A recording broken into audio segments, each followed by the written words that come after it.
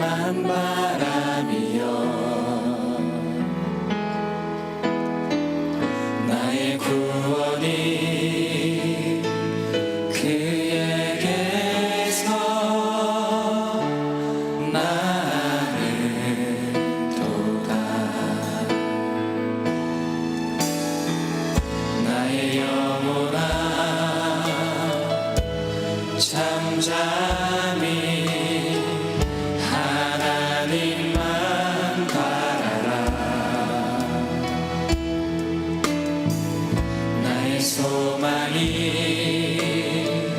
저에게서 나는 도다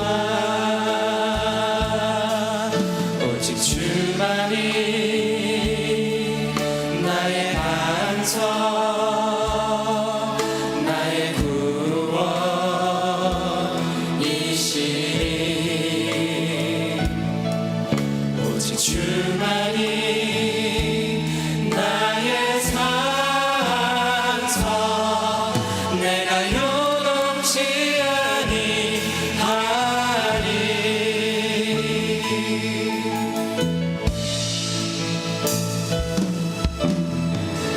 나의 영혼이 간절히 여호와를 갈망하며 나의 입술이 여호와를 찬양하리 나의 영혼이 즐거이 여호와를 따르리니 나의 평생에 여호와를 송축하리 오직 주만이 나의 반석 나의 구원이시니 오직 주만이 나의 산성 내가 요동치 아니하리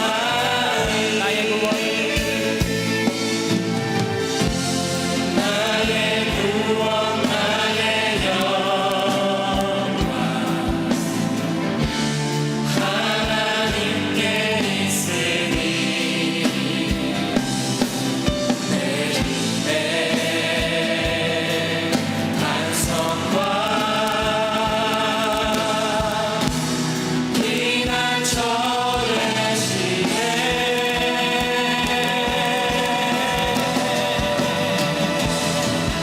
오직 주만이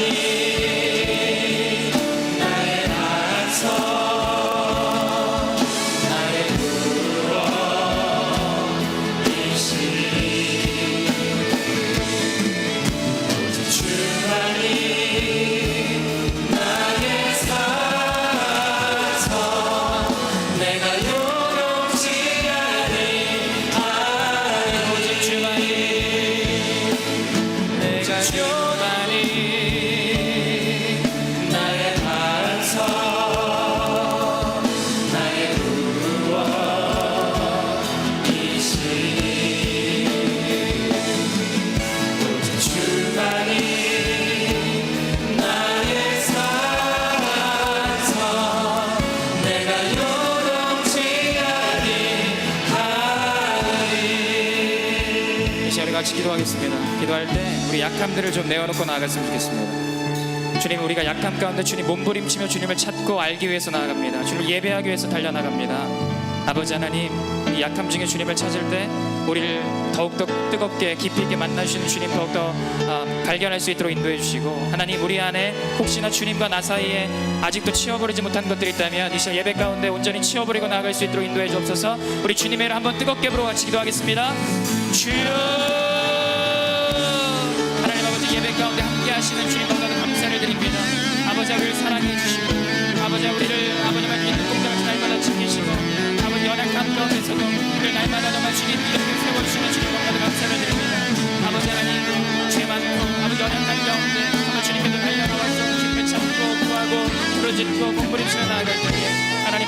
온전히 붙들어주기를 기도합니다. 하나님의 은혜가 필요합니다. 아버지 하나님, 우리는 주님의 은혜가 필요합니다. 아버지, 우리가 정말 주님을 바라보며 나아갈 때에 하나님, 우리가 정말 주님과 우리 사이에 정말 주님 막혀있는 것들, 아버지만 주님과 주님의 얼굴과 내 사이에 아버지 하나님, 주님 우리가 쓸데없이 놓아있던 아버지만 그 모든 것들 온전히 치워버리기를 간절히 원합니다. 하나님, 아버지만 주님과 나 사이에 있던 모든 더러운 것들 다 떠나버리게 도와주시옵시고, 아버지 정말 주님, 정말 주님과의 관계를 온전히 회복하며 나아갈 수 있도록 인도하여 주옵소서. 이 예배를 통해서 하나님은 주님과의 관계를 온전히 회복하기를 원합니다. 아버지와의 관계가 회복되어 나아갈 때에 우리 삶의 아버지 하나님의 어떠한 문제도 더 이상 아버지는 문제로 여겨지지 않고 하나님도 어떤 것도 괜찮다라고 아버지로 고백하게 되는 줄 믿습니다. 오늘 이 시간 주님, 우리 반석되시고 구원되시는 주님만 온전히 바라보며 나아갈 때에 하나님, 우리를 정말 온전히 붙들어 주시고 하나님 회복시켜 주옵소서. 아버지를 온전히 붙들어 주옵소서. 예배를 통해서 정말 연약한 모든 것들이 떠나게 하시고 온전히 못된 놀란 역사에 나타날 수 있도록 주님 인도하여 주시기를 간절히 원합니다. 주님 역사해 주옵소서. 오직 주만이, 오직 주만이 나의 찬송, 나의 구원이시니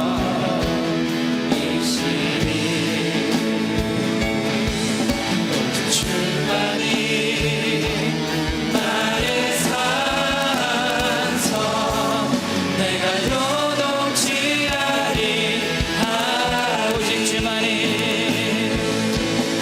오직 주만이 나의 반석, 나의 구원이시니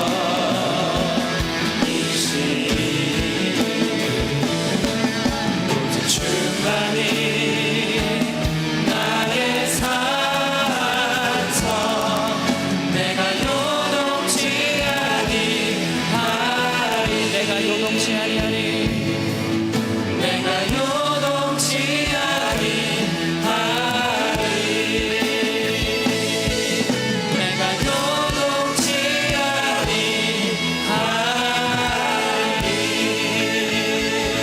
아멘. 우리 유일한 소망 되시는 주님께 박수를 한번 돌리겠습니다. 주님 아버지, 이 시간 우리를 붙잡아 주옵소서. 예배를 통해서 우리를 회복시켜 주시기를 간절히 원합니다. 주 함께하여 주시옵소서. 아멘. 이 고백하는 가사에 공통적으로 나오는 표현들이 있는데, 오직 주만이 이런 표현도 있고, 다른 찬양에서는 주 밖에는 이런 표현들도 있고, 오직 주님만이 우리의 유일한 해답되시는 분이심을 믿으십니까? 아멘. 믿으시는 모든 분들 자리에서 일어나서 함께 고백할 때 이 찬양도 제목이 이렇습니다. 오직 주라는 찬양인데, 지난 주에 함께 배웠던 이 찬양 같이 고백하면서 주님밖에 없습니다 같이 찬양했습니다.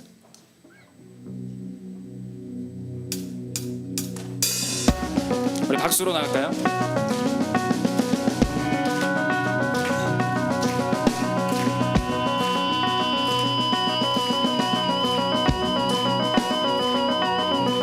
내 모습 연약할 때 주를 내 감싸네. 연약한 나를 최고로 세우시네. Hey!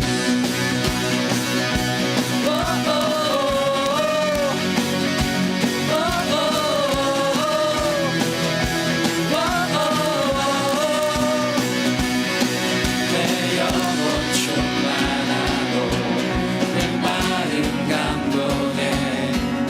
연약한 나를 최고로 세우시네. 나의 미래 주 손에 내 꿈을 찾았네. 주 없이 나의 삶의 의미가 없네. 주님의 나라 곧 오리라. 내 모든 것들이 내 이 세상 그 무엇보다 오직 주. 지금 내 안에 계신 주. 주의 빛 세상 모두 약한 내 모습 사라져. 주 하나님 결박을 끊으신 주. 힘 되신 주. 내 모든 건 외치게 오직 주. 주 내게 생명 주고 내 삶을 비추네. 이 세상 모든 영광들이 주의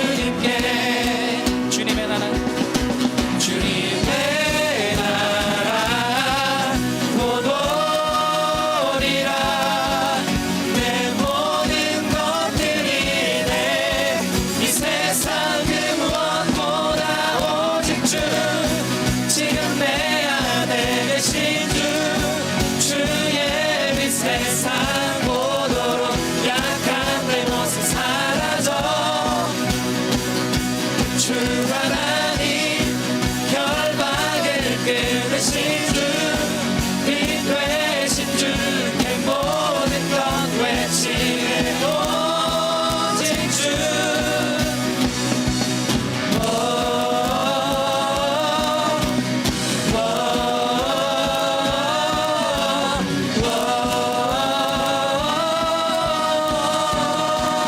주님의 나라 주님의 나라 주님의 나라 주님의 나라 곧 오리라 내 모든 것들이 내이 세상 그 무엇보다 오직 주 지금 내 안에 계신 주 주의 빛 세상 보도록 약한 내 모습 사라져 주 하나님 결박을 끊으신 주빛 되신 주의 모든 것 외치네 오직 주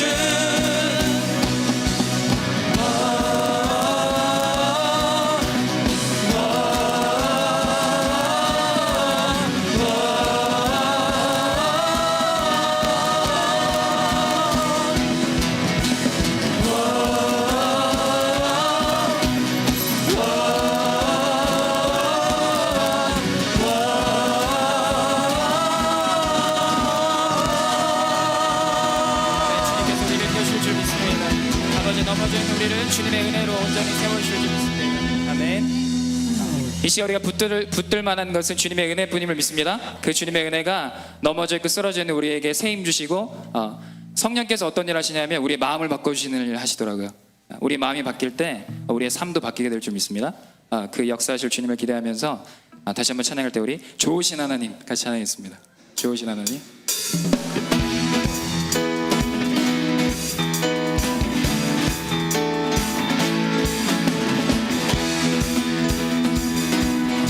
힘있게 좋으신 하나님 인자와 자비 영원히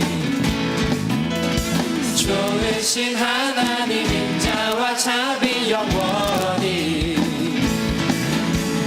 각 나라 족속과 백성 바로 세상 모든 세대 영원토록 주 경배해 할렐루야 할렐루야 주 경배해 주 하나님 주 경배해 할렐루야 할렐루야 주 경배해 주 하나님 You are good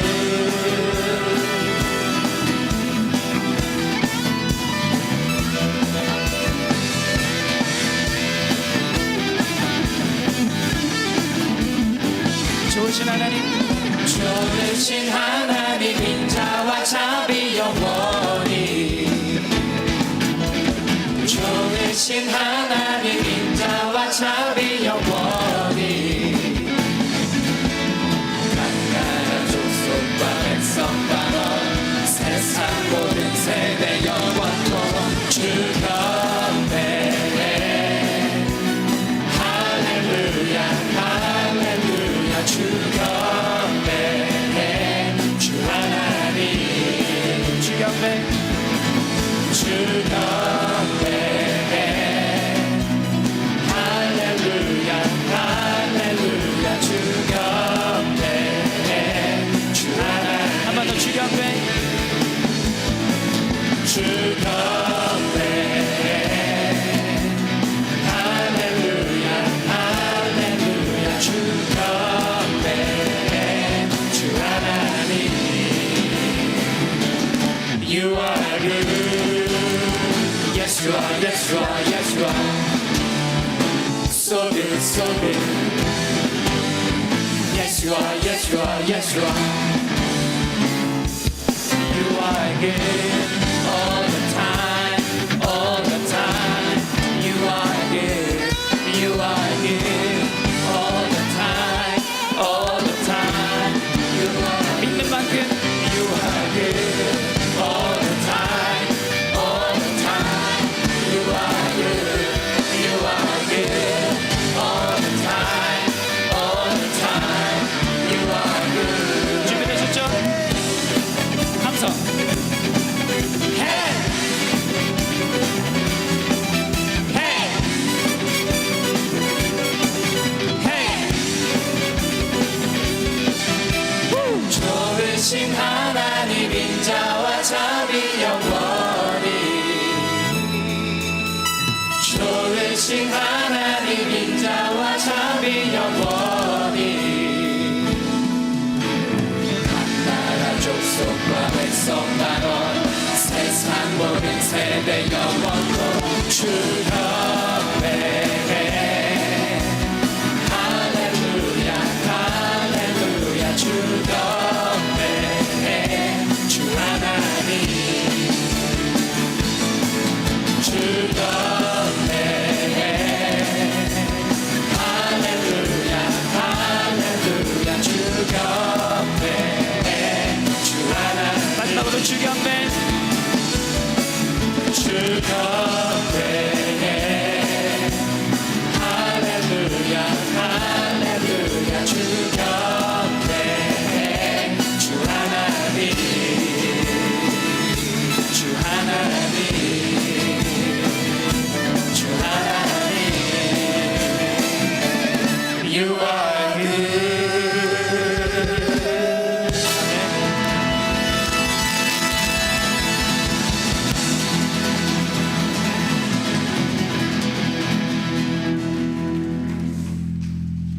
우리가 이해할 수 없는 상황들이 우리 앞에 펼쳐질지라도 선하신 주님께서 인도하고 계시는 줄 믿습니다. 그 믿음이 이 시간 우리를 붙들고 예배 가운데 기쁨으로 하나님께 나아가게 하는 줄 믿습니다. 마지막으로 고백할 찬양입니다. 우리 Born Again이라는 찬양인데 가사를 우리가 더욱더 묵상하면서 이 찬양으로 같이 고백하고 은혜를 누리기를 원합니다. 찬양하겠습니다.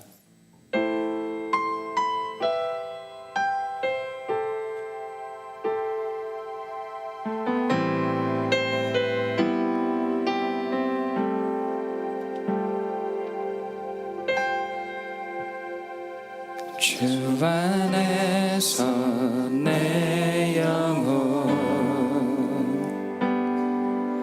다시 태어나 이전 것은 지나고 새롭게 됐네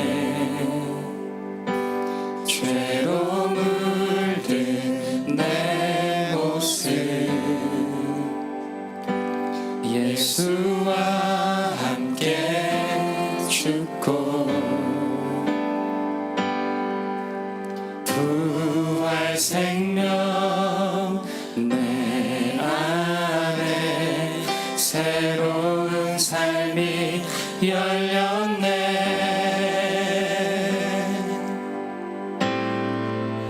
너희가 나를 택한 것이 아니요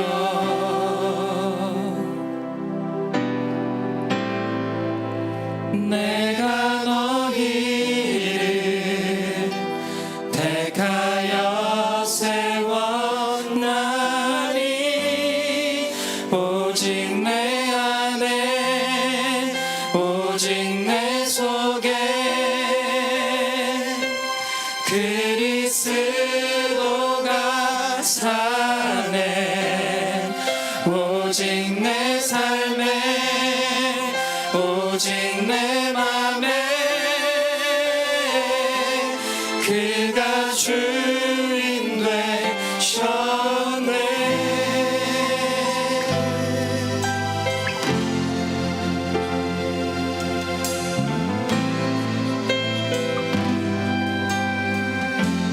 죄로 물든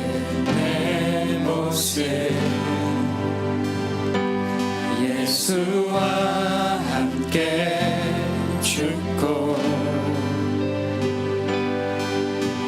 부활 생명 내 안에 새로운 삶이 열렸네.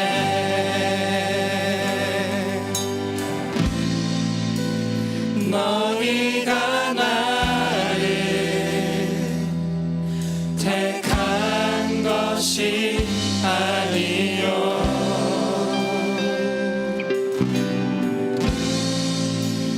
내가 너희를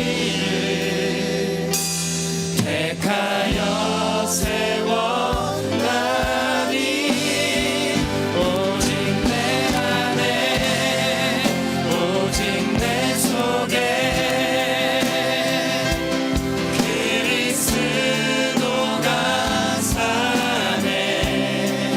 오직 내 삶에 오직 내 맘에 그가 주인 되셨네.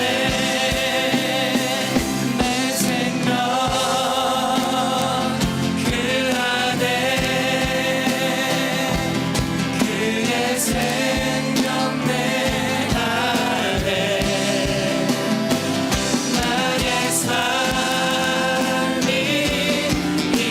이전과 같을 수 없네.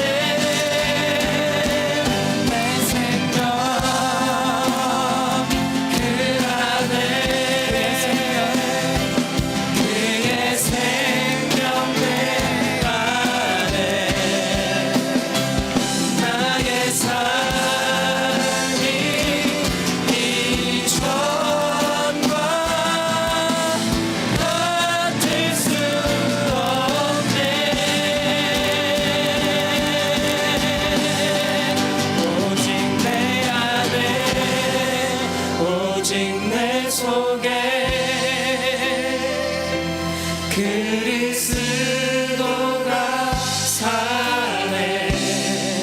오직 내 삶에 오직 내 맘에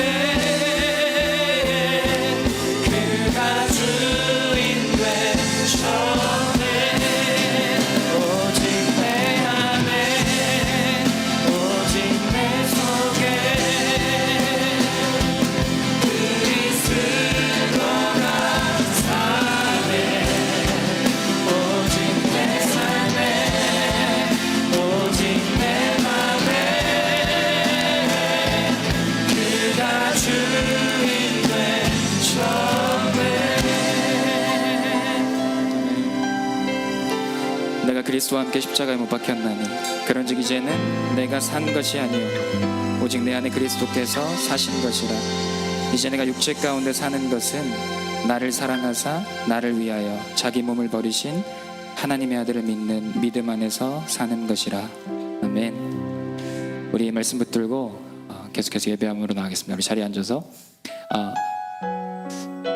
제가 성화라는 걸 공부하면서 어떤 은혜가 있었냐면 하나님이 날 볼 때 나의 정말 그 연약하고 내가 생각할 때 되게 그런 거 있잖아요. 거지 같고 이런 모습으로 나를 보시진 않는구나. 그래서 나에게 소망이 있구나. 저는 그런 것 때문에 뭔가 약함이 있고 범죄하면 예배하기가 힘들더라고요. 물론 지금은 안 그렇지만 그런 모습이 있었어요. 그런데 이 말씀을 통해서 깨닫고 나니까 하나님이 날 볼 때 예수님을 통해서 날 보는구나. 그래서 예수님의 의가 나의 의로, 예수님의 의를 나의 의로 쳐주고, 그래서 내가 소망이 있구나.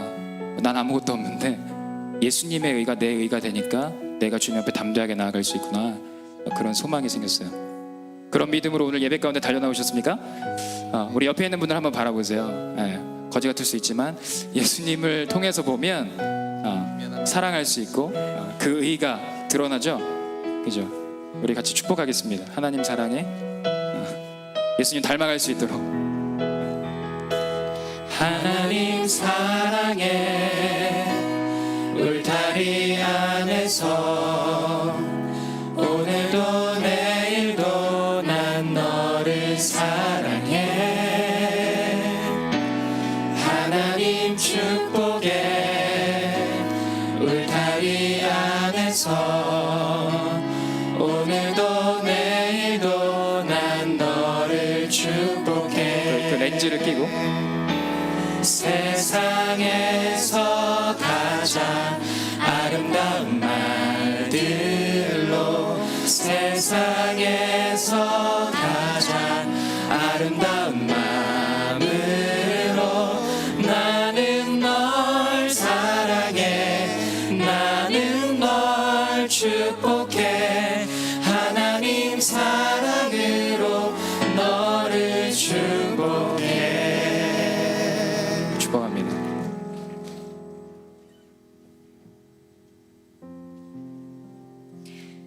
하나님 아버지, 오늘 이 자리에 나와 찬양하고 예배 드릴 수 있게 해주심에 감사합니다.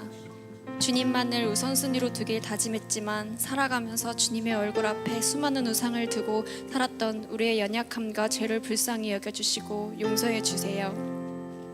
우리의 욕심과 불안함을 주님 앞에 내려놓고 주님께 우리의 삶을 맡기길 원합니다. 성령님, 우리 마음속에 임하셔서 이번 한 주 살아가는 동안 예수님 닮은 삶 살게 해주세요. 하나님, 우리 주님께서 사랑하시는 대한민국을 위해 기도합니다. 우리나라를 위해 일하고 있는 위정자들에게 하나님을 두려워하는 마음과 지혜를 주셔서 정직하고 깨끗한 정치를 하도록 해주시고 악한 세력으로부터 지켜주세요. 중앙교회를 위해 기도합니다. 곧 지어질 학교와 우리 교회가 감당하고 있는 사역들을 기쁘게 받아주시고 함께 해주세요.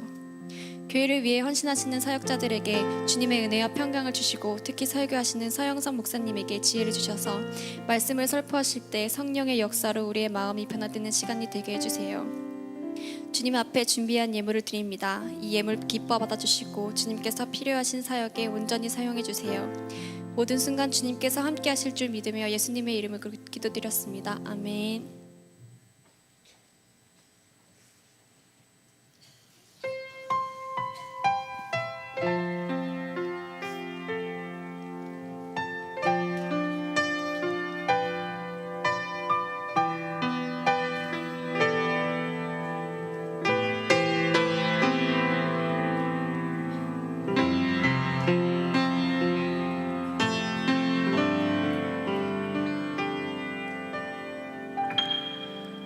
마냥 눈물만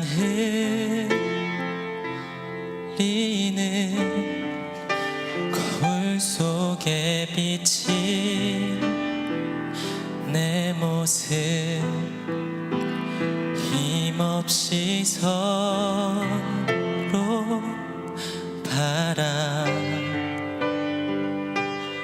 바라보네.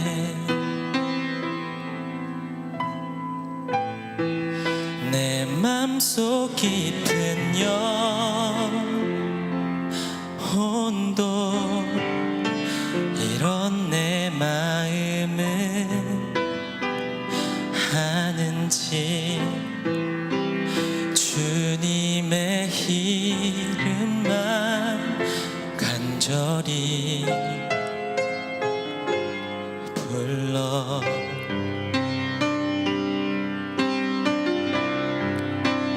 힘들고 힘든 이 순간 왜 이리 원망되는지 힘들게 살아가야만 하는지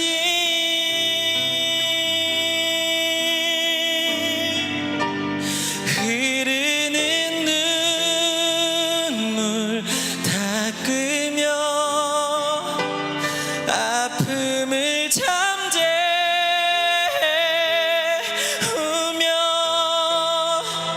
또다시 주님 이름만 불러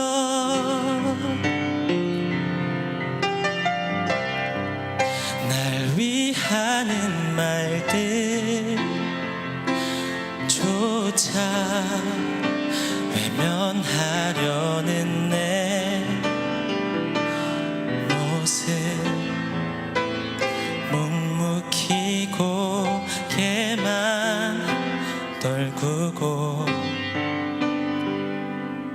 있네.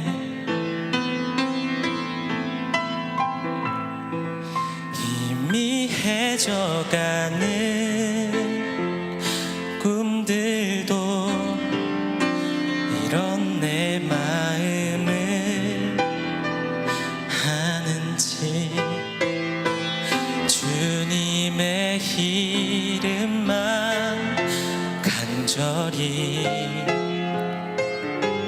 불러.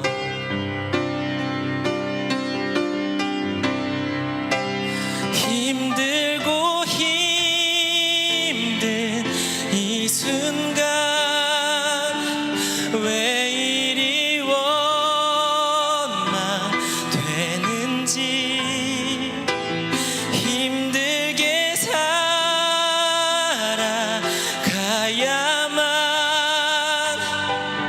하는지,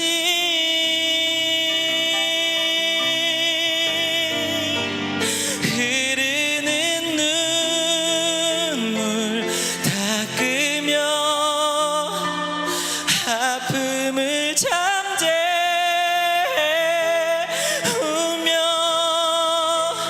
또다시 주님 이름만 불러.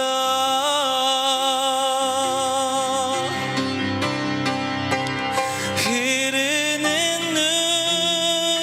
눈물 닦으며 아픔을 잠재우며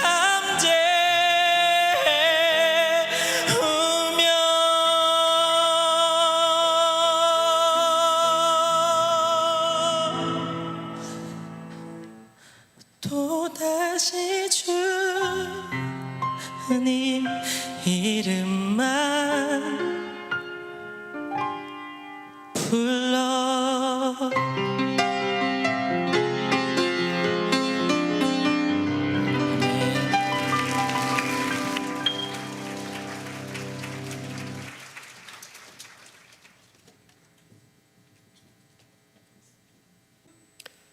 할렐루야. 중앙 청년 공동체 소식 몇 가지 안내해 드리겠습니다. 3시 10분 전 2시 50분이죠.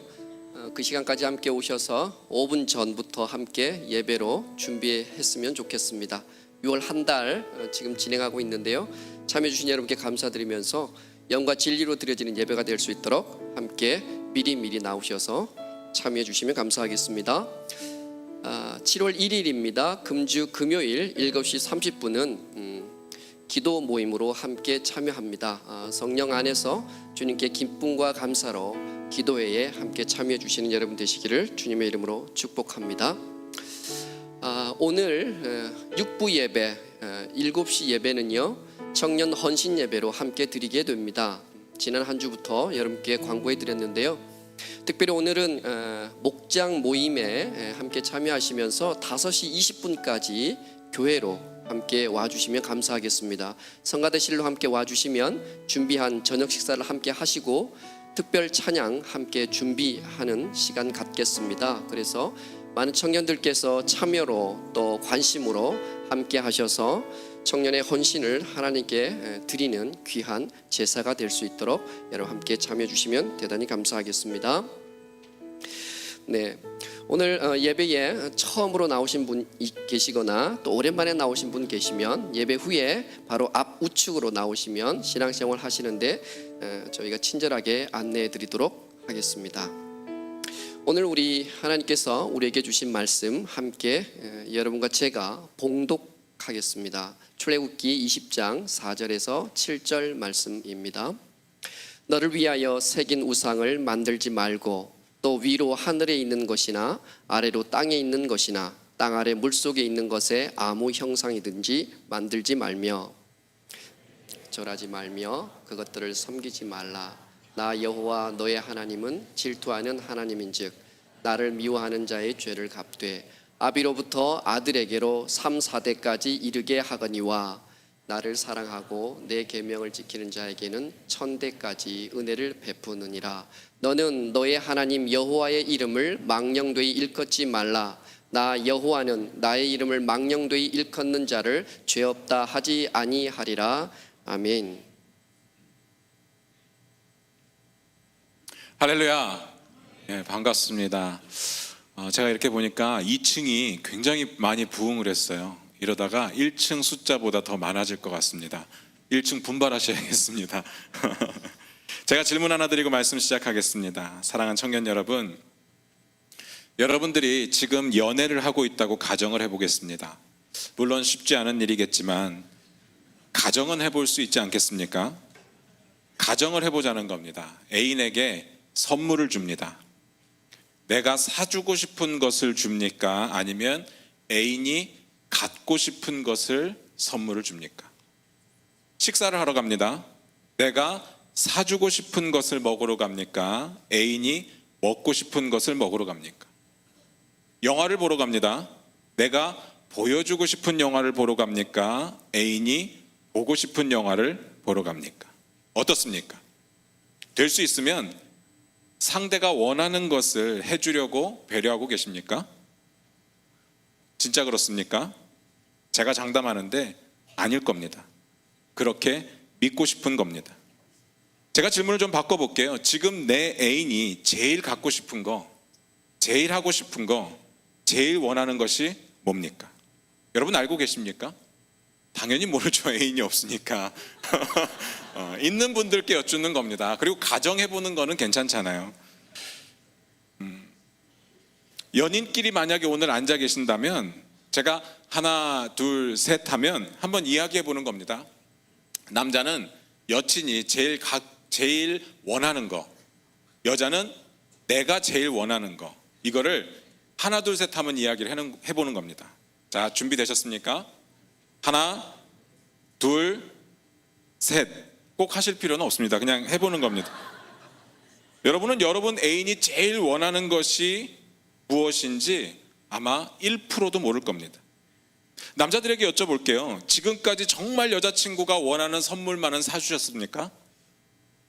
여자친구가 그렇다고 그래요? 여러분들이 딱 선물을 주니까 우와 진짜 내가 갖고 싶었던 건데 어떻게 알았어? 고마워 자기 최고 이러던가요? 그럴 수도 있죠. 여자친구가 원하는 게 굳이 순위를 매기자면 1위부터 100위까지 있다고 치면 그 안에는 들어있을 수 있잖아요. 그것도 아랫부분에. 근데 분명히 1위는 아닐 거예요. 여러분이라도 그렇게 이야기할 겁니다. 선물 받고 나서 야 내가 원하는 거 78인데 고마워 이렇게는 이야기 안 하잖아요. 그냥 내가 갖고 싶었던 거라고 이야기하는 겁니다. 우리가 그렇게 쉽게 가질 수 있는 거면 1위는 아니겠죠. 그 가치가 어떻든 간에. 어떻게 우리가 우리 형편에 1위가 뭔지는 모르겠지만 여하간 그 비싼 것을 여자친구에게 사줄 수 있겠습니까? 돈이 비싸다는 이야기가 아닙니다. 우리가 쉽게 해줄 수 없는 것이기 때문에 비싸다는 이야기입니다. 뭐 진짜로 돈이 비쌀 수도 있고요. 아니면 시간이 겁나 많이 드는 일일 수도 있고요. 에너지가 어마어마하게 많이 드는 일일 수도 있을 겁니다. 그래서 비싸다고 이야기를 드립니다. 그래서 하기 힘든 겁니다. 남자만 그런 게 아니라 여자도 마찬가지죠. 어떻게 우리 형편에 남자친구가 원하는 1위가 뭔지는 모르겠지만 그 비싼 것을, 그 하기 힘든 것을 다 해줄 수 있겠습니까? 못할 겁니다. 전 항상 아내가 생일 때가 되거나 뭐 결혼기념일이 되거나 크리스마스가 되면 물어봅니다. 뭐 갖고 싶어? 제 대답은 한결같습니다. 차 사줘. 그래서 제가 선물을 계속 못 받고 있습니다. 제 말에 오해는 없으시기 바랍니다. 연인 사이에 원하는 것을 다 사줘야 되고 다 해줘야 된다는 이야기는 아닙니다. 그럴 수 있어서 그래주면 좋죠. 그런데 형편상 사정상 못할 수 있습니다. 못할 가능성이 더 크겠죠. 그러니까 1위입니다. 그런데 그거 가지고 남녀 간의 관계 가운데 상대방에게 뭐라고 이야기하면 안 된다는 이야기입니다. 상황이 안 돼서 못하는 거잖아요. 형편이 안 돼서 못하는 겁니다. 상황이 되었으면 다 해줬을 거예요. 형편이 되었으면 다 해줬을 겁니다. 그런데 상황도 안 되고 형편도 안 돼서 못 해주는 것을 가지고 왜 안 사줘? 왜 못 해줘? 이런 남친이나 여친이 있다면 진지하게 생각을 해보셔야 됩니다. 빨리 헤어져야 됩니다. 제가 하고 싶은 이야기는 이런 것들을 해줄 수도 있고 못 해줄 수도 있습니다. 그런 게 중요한 게 아니라 최소한 못 해줄 때 착각은 하지 말라는 이야기입니다. 내가 애인이 원하는 것을, 제일 원하는 것을 사줬다, 해줬다, 이런 착각은 하지 말라는 이야기입니다. 내가 해주고 싶은 거 해놓고선, 내가 먹고 싶은 거 먹어놓고선, 내가 보고 싶은 영화 봐놓고선 여자친구를 막 설득하는 겁니다. 이 영화 재밌다고, 이거 맛있다고. 그런 것은 하지 말라는 이야기입니다. 우리는 기본적으로 자기중심적입니다. 그 성향이 강하냐 약하냐의 문제지 다 자기중심적입니다. 예를 들어 보겠습니다. 우리가 뭘 물어봅니다. 뭐 먹을래? 그러면 아무거나, 너 먹고 싶은 걸로 먹자, 이렇게 이야기하는 사람이 있습니다. 굉장히 배려심이 강한 것 같죠? 자기중심적인 사람입니다. 왜 그런지 아십니까? 상대방이 물어보는 것은 뭘 먹고 싶은지를 물어봤습니다. 그럼 거기에 대답을 해야죠. 왜 아무거나 네가 먹고 싶은 거 먹어 이렇게 이야기를 합니까? 그것은 상대가 먹고 싶은 걸 나도 꼭 먹고 싶어라고 하는 배려의 차원이 아니라 내가 어떤 것을 결정해야 된다라는 그런 부담감이 싫은 겁니다. 나중에 먹고 나서 이거 맛없어, 괜히 먹었어, 이런 평가를 받는 게 싫은 겁니다. 그래서 상대방에게 떠넘기는 겁니다. 아무거나 먹자. 이러한 자기중심적인 모습이 우리 생활 가운데 굉장히 많습니다. 그런데 생활 가운데만 많은 게 아니라 신앙생활 가운데도 여실히 드러나고 있습니다. 하나님께서 원하시는 것이 있는데 내가 하고 싶은 것을 합니다. 내가 하고 싶은 방식대로 하나님께 예배드리고 섬깁니다. 그리고 우리의 마음 가운데 최선을 다했다고, 하나님도 기뻐하실 것이라고 착각하며 살 때가 많습니다. 그러면 안 된다는 겁니다. 하나님께서 원하시는 것을 해야 됩니다. 하나님께서 원하시는 방식대로 예배드려야 되는 겁니다. 오늘은 그 이야기를 좀 나누고 싶습니다. 오늘 그 이야기가 설교 전체의 핵심입니다. 하나님을 예배할 때 하나님께서 원하시는 것을 하자. 이것만 오늘 꼭 기억해 주시기를 부탁드립니다. 본문 말씀을 같이 볼 텐데요. 출애굽기 20장 4절부터 6절입니다. 오늘 잘못 나갔는데요. 4절부터 6절입니다. 같이 읽겠습니다. 너를 위하여 새긴 우상을 만들지 말고 또 위로 하늘에 있는 것이나 아래로 땅에 있는 것이나 땅 아래 물속에 있는 것에 아무 형상이든지 만들지 말며 그것들에게 절하지 말며 그것들을 섬기지 말라. 나 여호와 너의 하나님은 질투하는 하나님인즉 나를 미워하는 자의 죄를 갚되 아비로부터 아들에게로 3, 4대까지 이르게 하거니와 나를 사랑하고 내 계명을 지키는 자에게는 1000대까지 은혜를 베푸느니라. 지난주에 제가 제1계명을 소개해드렸습니다. 뭡니까? 너는 나 외에는 다른 신들을 내게 있게 말지니라. 근데 이게 무슨 뜻이라고 했습니까?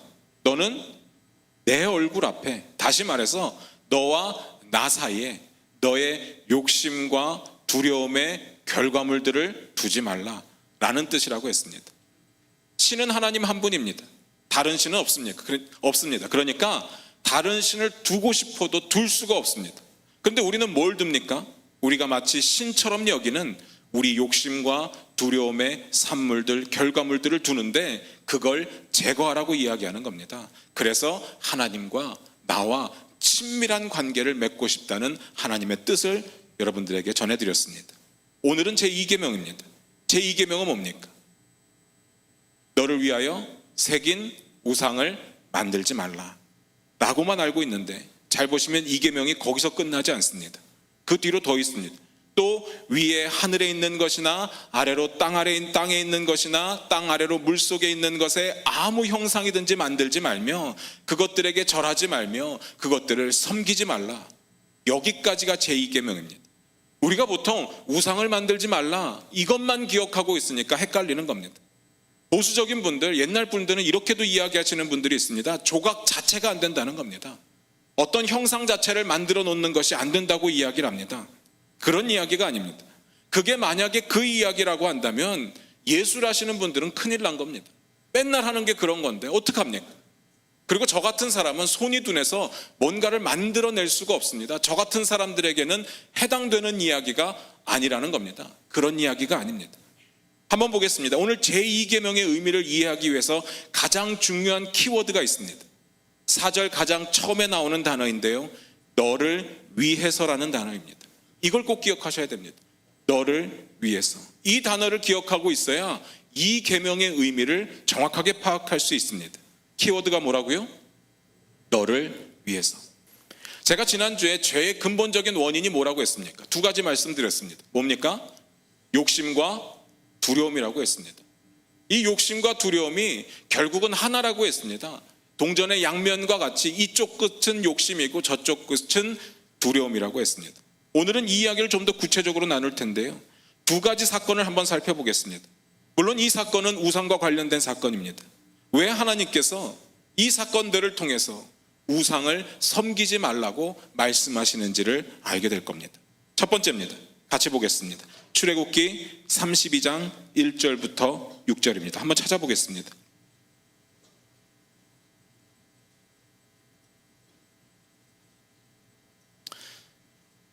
같이 읽겠습니다.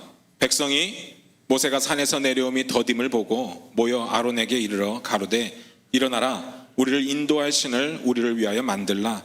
이 모세 곧 우리를 애굽 땅에서 인도하여 낸 사람은 어찌 되었는지 알지 못함이니라. 아론이 그들에게 이르되 너희 아내와 자녀의 귀에 금고리를 빼어 내게로 가져오라. 모든 백성이 그 귀에서 금고리를 빼어 아론에게로 가져오매 아론이 그들의 손에서 그 고리를 받아 부어서 각도로 새겨 송아지 형상을 만드니 그들이 말하되 이스라엘아 이는 너희를 애굽 땅에서 인도하여 낸 너희 신이로다 하는지라. 아론이 보고 그 앞에 단을 쌓고 이에 공포하여 가로되 내일은 여호와의 절이니라 하니 이튿날에 그들이 일찍이 일어나 번제를 드리며 화목제를 드리고 앉아서 먹고 마시며 일어나서 뛰놀더라. 방금 우리가 읽었던 이 구절들은 제가 설교 중에 여러 번 말씀을 드렸습니다. 하나님께서 모세를 부르셨어요. 율법을 주시려고 부르셨습니다. 모세는 하나님께서 부르셨기 때문에 아멘하고 산으로 올라갑니다. 성경에 보니까 모세가 산에 며칠 동안 있었습니까? 며칠 있었습니까? 40일 있었습니다. 우리는 성경을 전체로 볼 수 있으니까 모세가 산에 올라가서 40일 있으면 내려오겠구나 이렇게 생각을 하는데 그 당시에 모세를 바라보고 있던 사람, 그 사건들을 바라보고 있던 이스라엘 백성들은 그런 생각을 할 수가 없었습니다. 마음이 편하지 않았습니다. 모세가 올라가면서 야 나 40일만 있다가 내려올 테니까 니네 걱정하지 말고 기다리고 있어 이렇게 이야기한 것도 아니고 하나님께서 모세를 부를 때 야 너 40일 동안만 올라와 볼래? 이렇게 이야기한 것도 아니기 때문에 이스라엘 백성들의 입장에서는 모세가 언제 내려올지 전혀 모르고 있었습니다. 그래서 기약 없이 기다리고 있는 겁니다. 모세가 죽었는지 살았는지도 모릅니다. 언제 내려올지도 모릅니다. 그냥 무작정 기다리고 있었습니다. 만약에 이스라엘 백성들의 믿음이 신앙이 어느 정도 성숙해 있었다면 기다릴 수 있었을 겁니다. 40일 못 기다릴 이유가 없습니다. 그까이 거 그냥 기다리면 되는 겁니다. 그런데 그들의 수준이 그 정도까지 자라나지 못했습니다. 왜냐하면 그들이 출애굽한 지 불과 몇 개월 되지 않았습니다. 출애굽기 19장에 보니까 하나님께서 시내산에서 모세를 부르시는 장면이 먼저 기록되어 있는데 거기 보니까 이스라엘 자손이 출애굽한 지 3개월째에 부르셨다고 되어 있습니다. 얼마 되지 않았습니다. 그러니까 그들의 신앙이 그러한 성숙한 인내를 기대할 상황이 아니었습니다. 게다가 하나님께서 모세를 처음 부르셨을 때 뭔가 심상치 않았습니다. 오늘 본문이 기록되어 있는 곳이 출애굽기 20장인데 그 후반부에 이런 기록이 있습니다. 출애굽기 20장 18절 19절입니다. 제가 읽어드릴게요. 뭇 백성이 우레와 번개와 나팔 소리와 산의 연기를 본지라 그들이 볼 때에 떨며 멀리 서서 모세에게 이르되 당신이 우리에게 말씀하소서 우리가 들으리이다. 하나님이 우리에게 말씀하지 말게 하소서 우리가 죽을까 하나이다. 이스라엘 백성들이 감히 하나님을 직접 만나보지는 못했지만 돌아가는 상황을 보니까 되어져가는 상황을 보니까 이게 보통 일이 아닌 겁니다. 산에서 막 번개가 치고요, 나팔 소리가 들리고요, 천둥 소리가 들리고요, 연기가 막 피어오르는 겁니다. 한 번도 본 적이 없어요. 그런데 하나님의 임재가 어마어마한 모습으로 나타나는 겁니다. 그러니까 그들이 두려워 떨고 있었습니다. 그런 모습을 본 적도 없어서 두려운데 그들의 마음 가운데는 하나의 더 큰 두려움이 있었는데 이러다가 하나님이 진짜 우리들 앞에 나타나면 우리 다 죽는 거 아니야? 우리가 죽을 수도 있겠구나 이런 생각을 했습니다. 죽을까 봐 두려워 떨고 있었습니다. 그때 당시는 하나님을 직접적으로 만나면 죽는다고 믿고 있었습니다. 실제로 그랬습니다. 하나님을 만난 자는 죽을 수밖에 없었습니다. 그래서 방금 읽었던 구절의 이야기는 쉽게 표현하면 이런 겁니다. 제발 우리 하나님 만나는 일은 없게 해주세요. 당신이 하나님 만나고 와서 하나님의 뜻을 우리에게 전해주면 그가 뭐가 됐든 간에 다 들을 테니까 제발 우리가 직접 하나님 만나는 일은 없게 해주세요. 모세에게 그렇게 부탁하는 겁니다. 그리고 나서 하나님께서 모세를 다시 부른 겁니다. 이번에는 구름 속으로 사라져 버렸습니다. 아예 보이지 않습니다. 한 달이 넘었는데 소식이 없습니다. 앞에서도 말씀드렸듯이 우리는 알아요. 며칠 있다가 내려온다고요? 40일 있다가 내려온다고. 그런데 이스라엘 백성들의 마음은 그렇지 않았습니다. 불안한 겁니다. 걱정스러운 겁니다. 그래서 32장이 이렇게 기록되어 있습니다. 1절에 이렇게 기록되어 있습니다. 백성이 모세가 산에서 내려옴이 더딤을 보고 어땠다는 겁니까? 두려웠다는 겁니다. 아, 이쯤 됐으면 모세가 죽었을 수도 있겠구나. 아, 그러니까 어쩌면 우리도 죽을 수 있겠구나.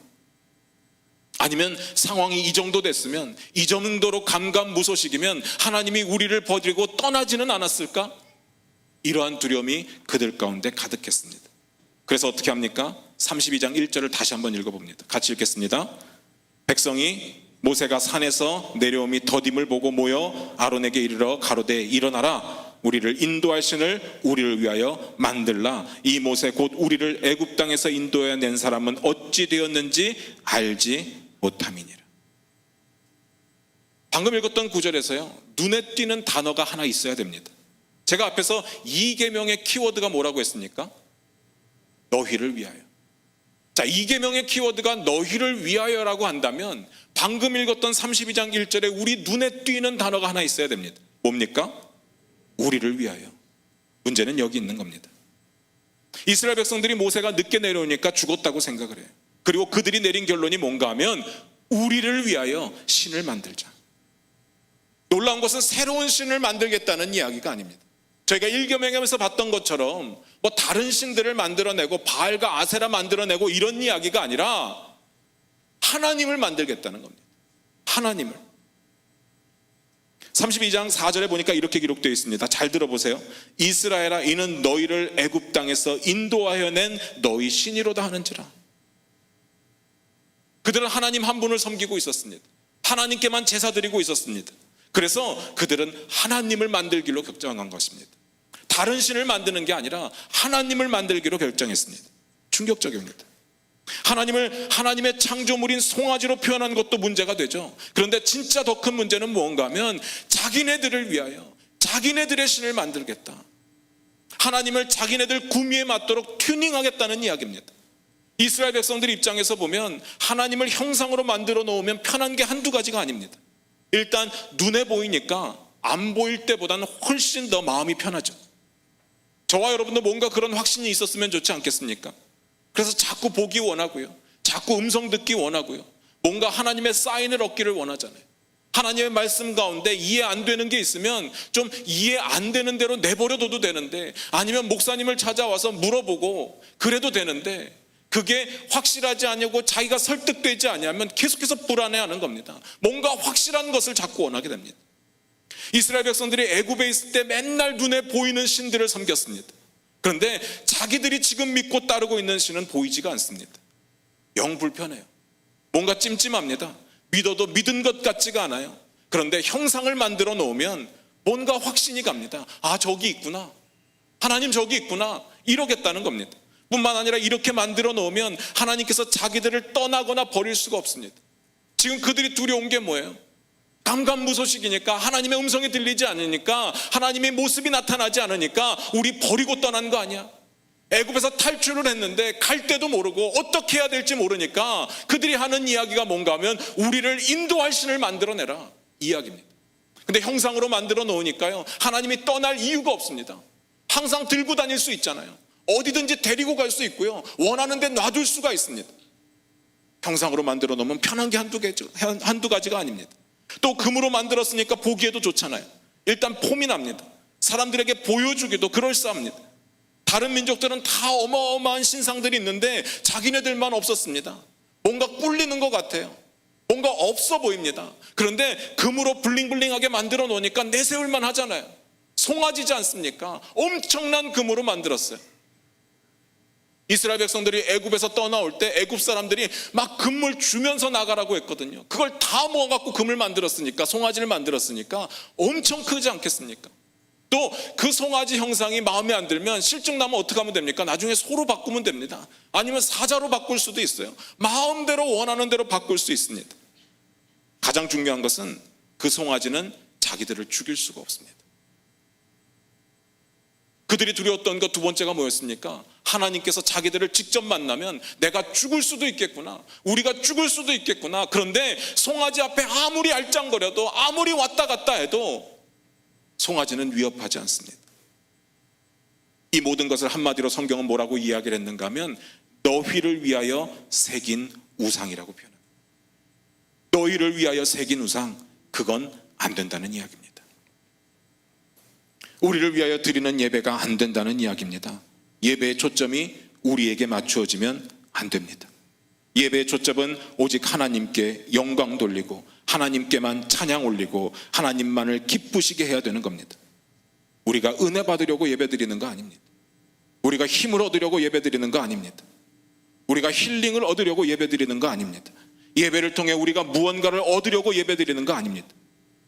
물론 제대로 된 예배를 드리면 은혜는 누릴 수밖에 없습니다. 근데 은혜를 누리기 위해서 예배를 드리면 그것은 제대로 된 예배가 아닙니다. 그들이 왜 자기들을 위한 우상을 만들었습니까? 처음엔 두려웠습니다.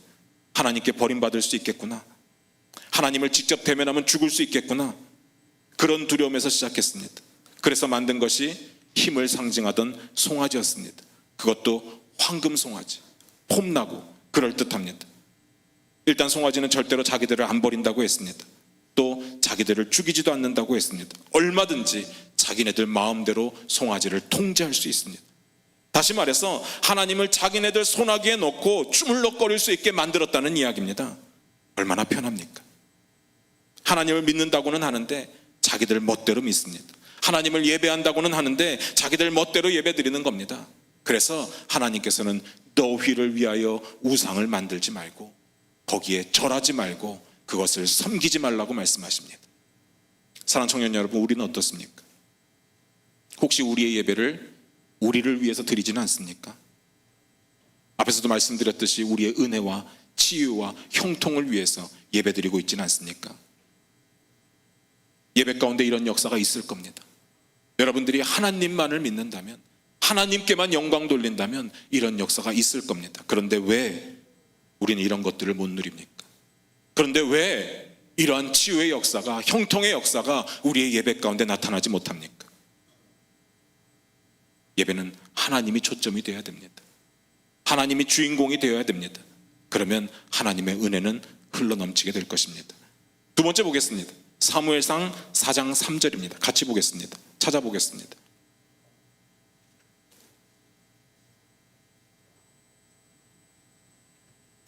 같이 읽겠습니다. 백성이 진으로 돌아오매 이스라엘 장로들이 가로되 여호와께서 어찌하여 우리로 오늘 블레셋 사람 앞에 패하게 하셨는고 여호와의 언약궤를 실로에서 우리에게로 가져다가 우리 중에 있게 하여 그것으로 우리를 우리 원수들의 손에서 구원하게 하자 하니. 우리가 읽었던 오늘 본문에서 한참 후인 사사시대의 이야기입니다. 이스라엘 백성들을 매번 괴롭히던 블레셋이 공격을 했는데요, 힘도 못 써보고 이스라엘 군사들이 대패를 당합니다. 한 번 전투로 4,000명이 죽었습니다. 그리고 나서 이스라엘 백성들이 회의를 하고 생각해낸 것이 뭔가 하면, 아 맞다, 언약궤가 있었지, 언약궤를 가지고 오자. 옛날 이야기를 들어보니까 조상들이 언약궤를 가지고 전쟁에 나갔었는데 그걸 가지고 나갈 때마다 이겼다던데 우리도 언약궤를 가지고 오자. 방금 읽었던 구절에 보면 이렇게 기록되어 있습니다. 우리에게로 가져다가 우리 중에 있게 하고 우리를 우리 원수들의 손에서 구원하게 하자. 방금 제가 읽어드린 것에서 우리가 몇 번 나왔습니까? 자, 다시 한번 읽어드릴게요. 찾아보세요. 우리에게로 가져다가 우리 중에 있게 하고 우리를 우리 원수들의 손에서 구원하게 하자. 몇 번 나옵니까? 4번 나옵니다. 그런데 우리 원수들의 손에서 구원하게 하자라고 했을 때 그 동사의 주어는 뭡니까? 그것도 우리입니다.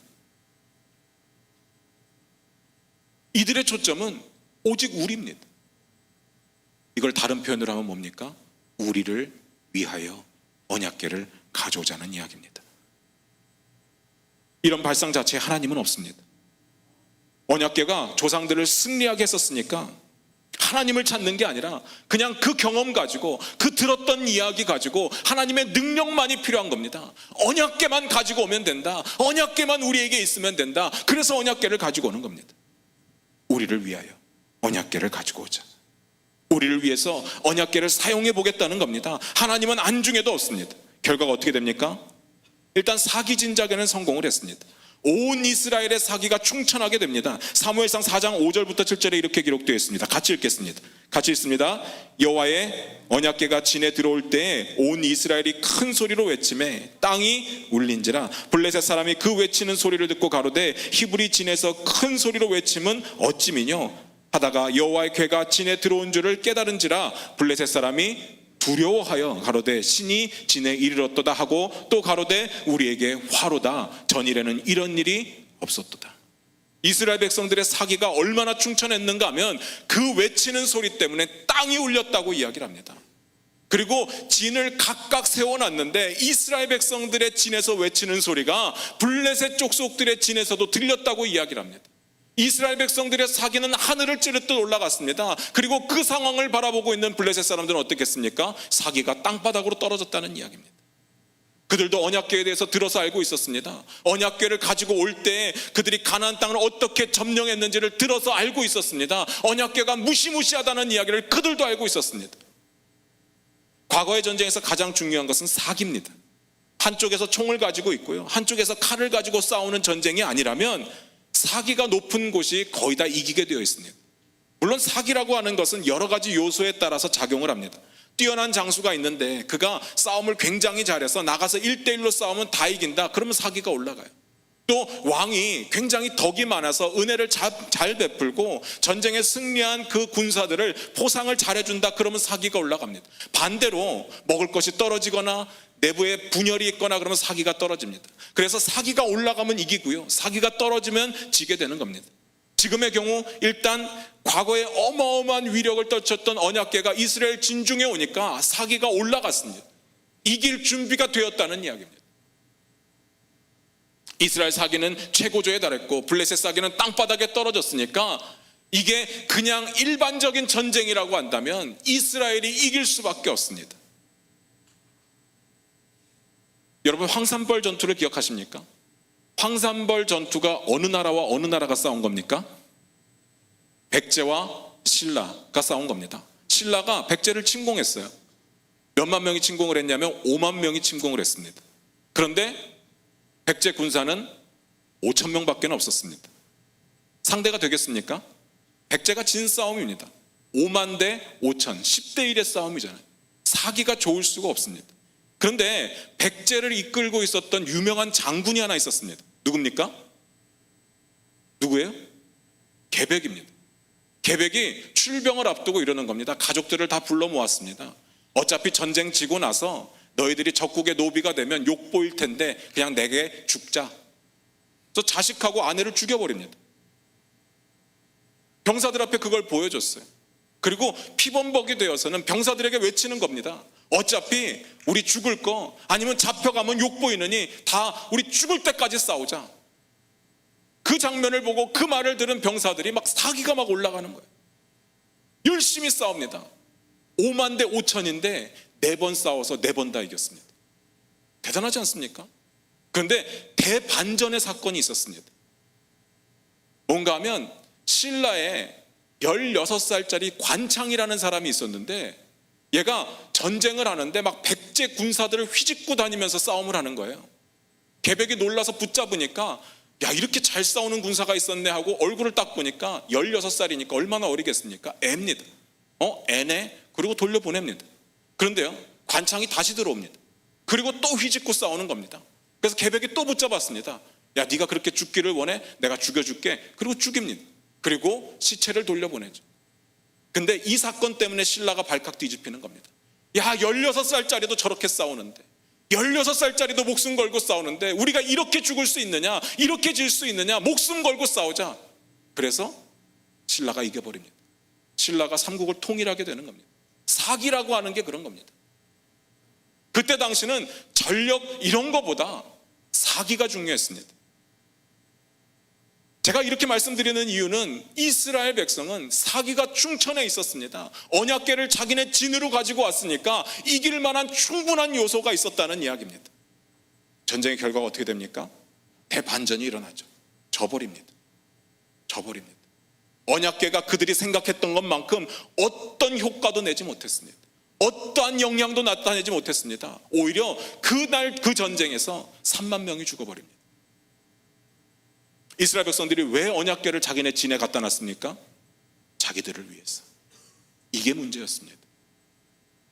하나님을 제대로 알고자 하는 마음도 없었고요, 하나님과의 깨어진 관계를 회복하고자 하는 마음도 없었고요, 하나님을 어떻게 하면 기쁘게 해드릴까 하는 그런 마음이 전혀 없었습니다. 우리가 왜 지는가, 우리 가운데 죄의 문제가 있지는 않은가, 그런 것들을 생각해 보지 않았습니다. 오로지 예전에 그런 방식으로 했을 때 이겼으니까 그런 경험을 바탕으로 언약궤만 가지고 오겠다는 겁니다.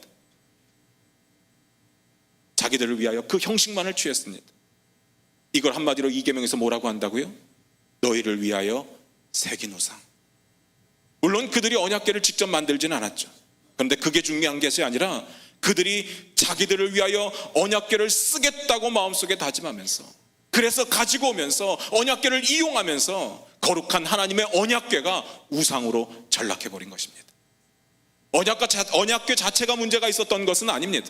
물론 언약궤 자체가 능력이 있었던 것도 아니었습니다. 예전에는 언약궤 가운데 하나님의 임재가 나타나면, 하나님께서 언약궤 가운데 나타나면 그 능력이 드러나기는 드러났었습니다. 그런데 이스라엘 백성들이 하나님을 찾는 게 아니라, 하나님의 임재를 갈급해하는 것이 아니라 전쟁에서만 승리하고자, 우리를 위해서, 자기네들을 위해서 언약궤를 사용하고자 하니까 그 힘이 나타나지 않는 겁니다. 그냥 우상에 불과한 겁니다. 우상은 그런 겁니다. 제가 소개해드렸던 성경에 나타난 두 가지 사건이 모두 다 그런 이야기입니다. 하나님을 섬긴다고 하면서, 하나님을 예배한다고 하면서 하나님이 원하시는 방식은 알려고도 하지 않습니다. 아니, 알아도 모른 척합니다. 오직 자기들을 위한 방식으로 섬기고요, 자기들의 욕심을 위해서, 자기들이 원하는 목적을 위해서 사용합니다. 그게 우상이라는 이야기입니다. 제2계명은 하나님의 뜻과 상관없이 우리들이 원하는 방식대로, 잘못된 방식대로 섬기는 예배를 금하겠노라, 그 이야기입니다. 그리고 결과는 완전 충격입니다. 출애굽기 20장 5절로 돌아갑니다. 같이 읽겠습니다. 같이 읽습니다. 그것들에게 절하지 말며 그것들을 섬기지 말라. 나 여호와 너의 하나님은 질투하는 하나님인즉 나를 미워하는 자의 죄를 갚되 아비로부터 아들에게로 3, 4대까지 이르게 하거니와. 하나님께서 잘못된 방식대로 예배드리는 거 얼마나 미워하시는지, 우리의 욕심을 가지고 예배를 드리는 것을 얼마나 미워하시는지 그런 예배를 질투하신다라고 이야기합니다. 그리고 그 죄를 갚으시겠다고 이야기하는데 얼마만큼 갚은가 하면 3, 4대 이르기까지. 그냥 예배가 잘못됐으니까 고쳐, 이런 이야기가 아닙니다. 그렇게 자기의 욕심으로 드리는 그 예배를 향해서 나를 미워한다라고 이야기합니다. 우리 가운데 하나님을 미워하시는 분 계십니까?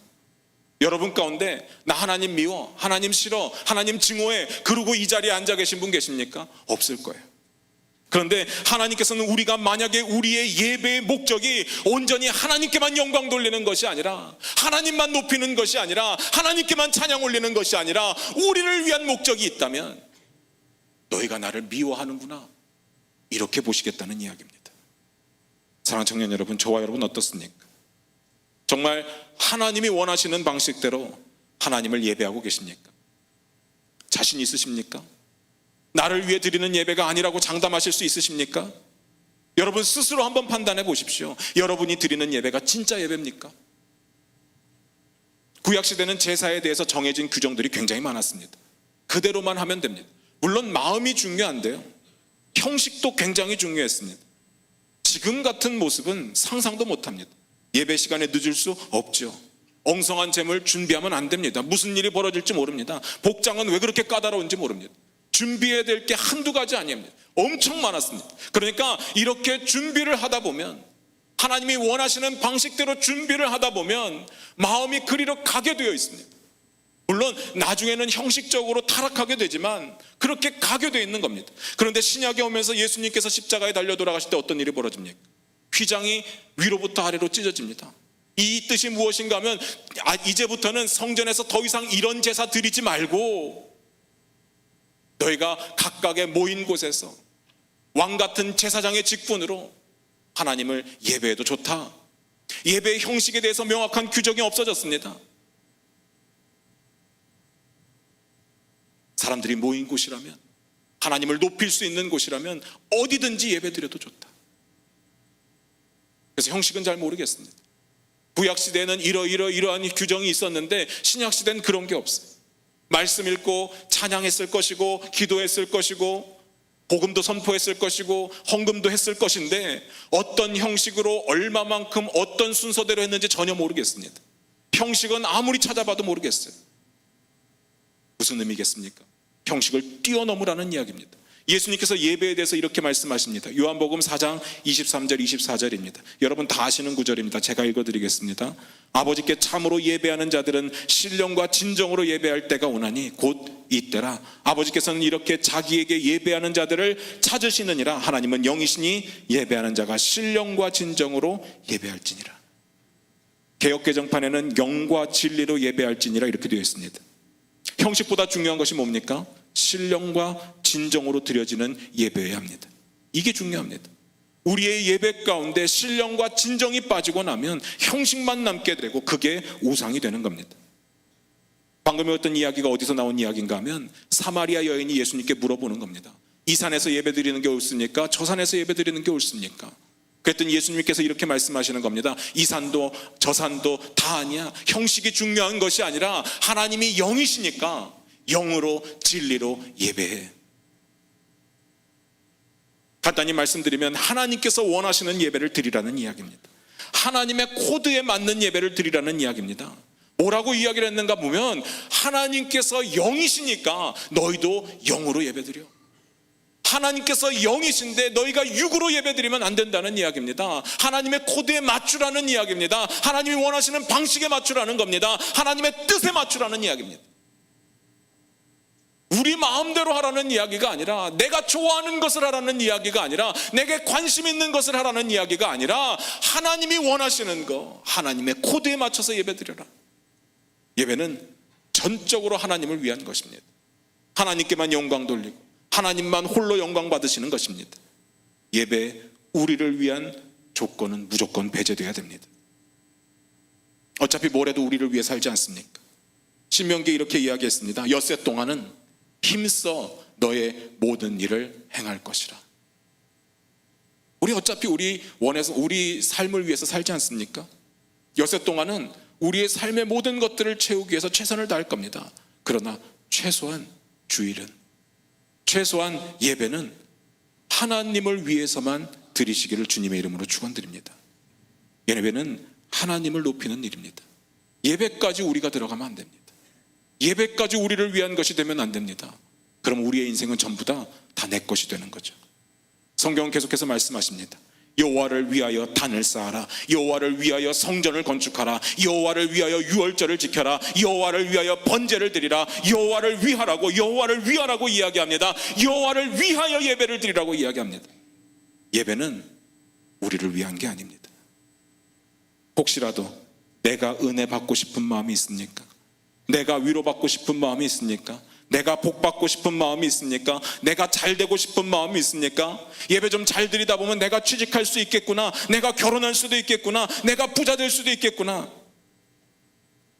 여러분들 그럴 리는 없겠지만 조금이라도 이런 이유가 있다면 지금이라도 버리십시오.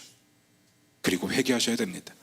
그러면 하나님께서는 여러분들이 원하는 천대의 복을 주시겠다고 약속하십니다. 출애굽기 마지막 20장 6절을 읽고 마치도록 하겠습니다. 같이 읽겠습니다. 나를 사랑하고 내 계명을 지키는 자에게는 천대까지 은혜를 베푸느니라. 하나님의 말씀은 항상 아이러니합니다. 나를 위한 것을 버리면 하나님께서 나를 위해 일하시겠다는 겁니다. 나를 위한 것을 버리고 하나님을 위해서 예배드리면 내가 천대까지 지켜주겠다. 사랑하는 청년 여러분, 정말 그럴 일은 없겠지만 여러분의 예배의 목적이 여러분을 위한 것이 아니었으면 좋겠습니다. 제2계명의 키워드가 뭡니까? 너를 위하여. 너를 위하여 살라는 게 아니라 너를 위하여 하는 것은 안 된다는 이야기입니다. 다 같이 기도하겠습니다.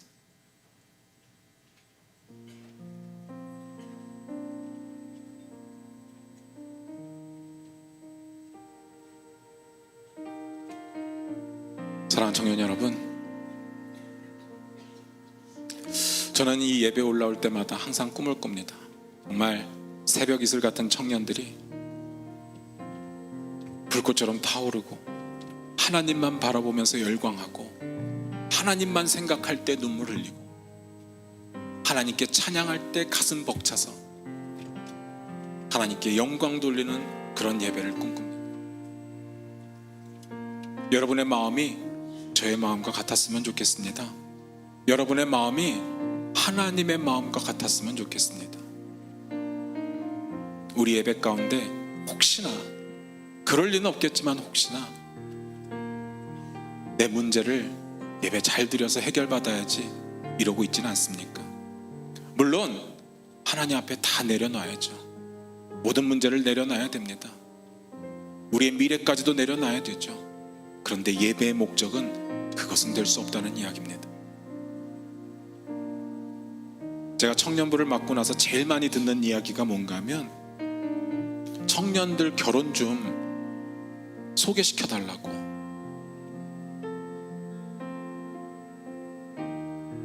참 안타깝습니다. 우리는 예배하기 위해서 모인 공동체잖아요. 하나님의 뜻을 이루기 위해서 모인 공동체잖아요. 그런데 결혼시켜달라고 저한테 그렇게 전화가 옵니다. 예배의 목적이 뭡니까? 여러분의 결혼이에요? 아니에요. 여러분의 취직이에요? 아니에요. 아니에요. 하나님이 되시기를 원합니다. 하나님이어야 합니다. 하나님이 원하시는 방식대로, 하나님께서 원하시는 그 예배의 방식대로 예배를 드리시기를 부탁을 드립니다. 만약에 오늘 이 시간 잠깐 한번 조용히 기도할 텐데요, 여러분의 마음 가운데 조금이라도 내 욕심이 들어있었으면, 아니 내 두려움이 들어있었으면, 아니 하나님을 보지 못했다면 시간 회개하기를 원합니다. 조용히 반주 들으시면서 기도하면서 나아갑니다. 전능하신 하나님 아버지, 도와주시옵소서. 우리의 귀한 청년들을 붙잡아 주시옵소서.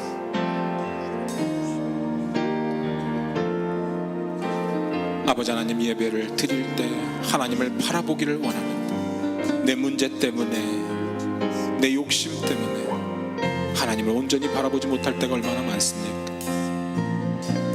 아버지 하나님이여, 이스라엘 백성들처럼 그래서 우상 만들지 않게 하여 주시옵소서. 내 욕심으로 무언가를 이루고자 하지 않게 하여 주시옵소서. 오직 예배는 하나님께만 드리게 하여 주시옵소서. 하나님만 높이게 하여 주시옵소서. 내 욕심은 다 버리게 하여 주시옵소서. 내 두려움은 다 버리게 하여 주시옵소서. 하나님께만 영광 돌리고 하나님만 찬양하며 하나님만 기뻐하며 하나님만 바라보는 우리의 모습 되게 하여 주시옵소서. 지금까지 그렇게 살지 못했습니다. 용서하여 주시고 우리의 결단이 흔들리지 않도록 붙잡아 주시옵소서. 전능하신 하나님 아버지, 우리의 청년들을 붙잡아 주시옵소서. 내 걱정이, 내 문제가, 내 두려움이 내 눈앞을 가릴 때가 얼마나 많습니까? 그러다 보니까 또 욕심이 생깁니다. 내가 성공해야 되겠고, 잘 돼야 되겠고, 형통해야 되겠고. 어쩌면 그런 모습으로 하나님 바라보고 있었는지도 모르겠습니다. 아버지 하나님, 오늘 우리 귀한 청년들이 하나님 앞에 하나님만 높이고 예배하며 살겠다고 다짐합니다. 그 기도에 응답하여 주시고 그 결단이 흔들리지 않게 하여 주시옵소서. 이 모든 말씀 예수님의 이름으로 기도드립니다.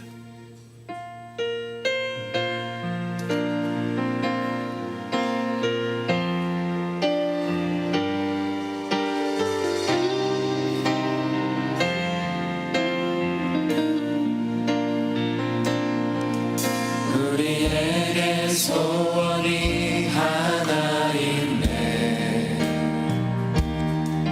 주님 다시 오실 그날까지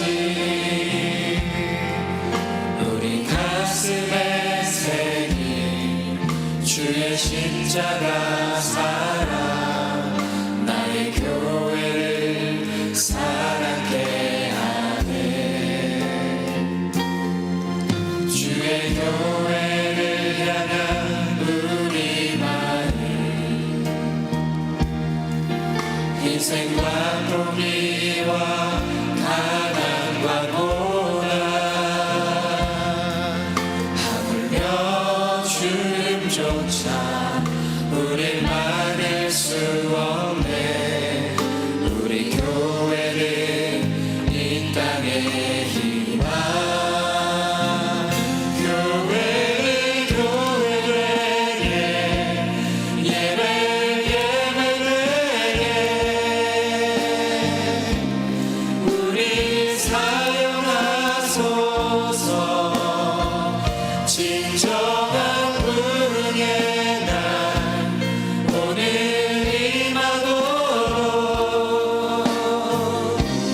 우리 사용하소서. 이 시간 같이 기도하겠습니다. 우리 예배의 목적을 생각할 때 우리 단어를 바꾸는 싸움하기를 원합니다. 너희를 위하여, 이 단어를 하나님을 위하여, 단어 하나 바꾸는 싸움인데 성령께서 도우셔서 우리가 목적에 분명한 삶을 살 수 있도록 인도해 주옵소서. 우리 주님의 이름 한번 부르고 같이 기도하겠습니다. 주여. 하나님 아버지, 우리 삶 가운데 목적이 뒤집힌 분들이 참 많이 있습니다. 특별히 예배를 아버지 정말 주님 우리가 드리며 나아갈 때에 하나님 정말 주님 예배의 목적이 무엇인가? 나를 위하여 드리는 예배인가? 아니면 하나님을 드리며 나아가는 예배인가? 하나님 아버지, 우리 삶 가운데 뒤집혀져 있는 아버지 하나님 모든 모습들을 이 시간 정말 주님 바로잡기를 간절히 소원하며 기도합니다. 아버지 정말 주님 우리의 삶 가운데 잘못되어 있는 것들 아버지 정말 이 시간 정말 수정해 나갈 수 있도록 성령께서 붙들어 주시기를 기도합니다. 예배할 때 하나님 아버지 우리의 만족과 아버지 우리의 유익을 위해서 달려가는 것이 아니라 오직 주님만의 아버지 정말 주님만을 위해 나아갈 수 있는 예배 될 수 있도록 인도해 주옵소서. 하나님의 이름만이 높아지길 원합니다. 주님만을 아버지 하나 온전히 구하는 예배 되길 원합니다. 하나님께만 온전히 영광되는 예배 되길 원합니다. 우리의 모든 찬양이 아버지 우리의 모든 외침들이 정말 주님의 영광만을 위한 것들 되길 원합니다. 하나님의 영광 가운데 우리가 나아갈 때에 우리의 모든 것들은 자연스럽게 변화되며 주님의 영광 가운데 우리가 서게 될 때에 아버지 우리의 정말 모습은 자연스럽게 변화될 줄 믿습니다. 아버지만 주님만 온전히 구하며 나아가는 예배 될 수 있도록 인도하여 주옵소서. 아버지만 주님께만 온전히 영광되는 예배 될 수 있도록 인도해 주옵소서. 아버지 우리가 이 단어 싸움 받고 날 때에 하나님의 승리에게 도우시길 원합니다. 교회를 교회되게 예배 되게 우리 사용하소서. 진정한 부흥의 날 오늘 임하도록 우리 사용하소서. 우리 마지막으로 교회를